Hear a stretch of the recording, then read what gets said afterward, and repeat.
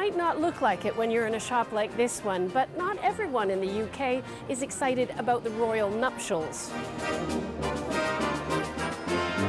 So, we put together a list of coping mechanisms for people who'd really rather not partake. Call it an unwedding.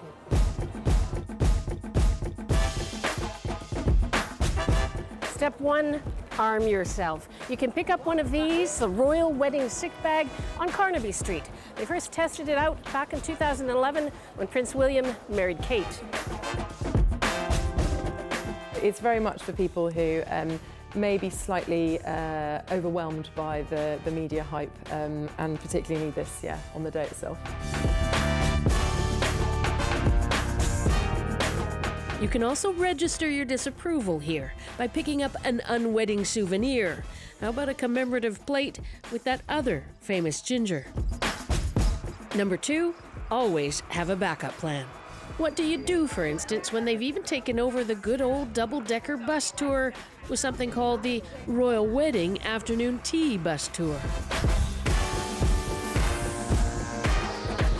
Maybe head down to the Tower of London to remind yourself of just how bad the kings and queens of old used to be. Welcome to Not the Royal Wedding. Or tune into a podcast called Not the Royal Wedding. Is Meghan Markle a good catch for a very fusty, traditional institution? Because I think she's gone from successful actress with autonomy to public servant with racist in-laws.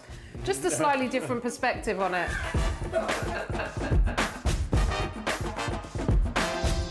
But let's face it, it's everywhere. You can't even buy sushi in this town without having to look at Meghan and Harry staring into each other's eyes, or yours. But every cloud has its silver lining, and in honor of the wedding, the pubs will be allowed to stay open late. Which brings us to our final coping strategy. Sit back, buckle up, and pour yourself a drink. Margaret Evans, CBC News, London.